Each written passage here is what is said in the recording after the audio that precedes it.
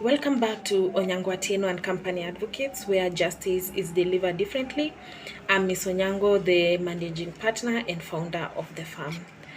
In our previous video, we agreed that the conditions set out by law in regard to the contracts that deal with the sale of land in Kenya are not there to limit any Kenyan from selling their property. They are there to protect all parties in the transaction. Today, let's dive into the contents of the sale agreement. First, there ought to be a statement in the contract that shows the willingness of the seller to sell their property. The statement can read as follows: Person X is the legal owner of Nairobi Block 3, and he or she is willing to sell the property to person Y. The reason why this is important, as I mentioned in our previous video, is that if you decided to sell property or buy property without a written contract, the person who sold you the property may one day come to say that they did not sell it to you, they just gave it to you for use for a limited amount of time or for a limited period. So if there is a statement in the contract that shows their willingness to sell you the property, then you will be protected as the purchaser. Next, there ought to be a statement that shows the legal competence of the person selling the property.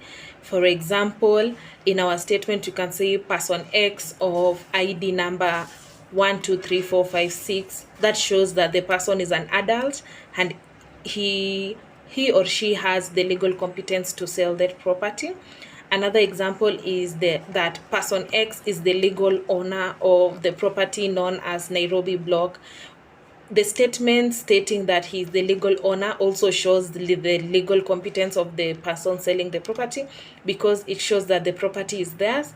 Remember, I said if someone is proposing to sell you property that does not belong to them, or maybe property that belongs to their relative or friend, you ought to insist that you also speak to the person whose name is on the title deed to ensure that you are protected as a purchaser.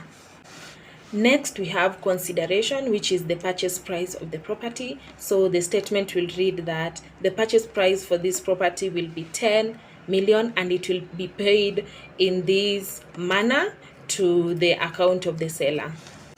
There should also be a statement that shows the willingness of the buyer to buy the property, and the statement will read person Y is willing to buy this property from person X. The meeting of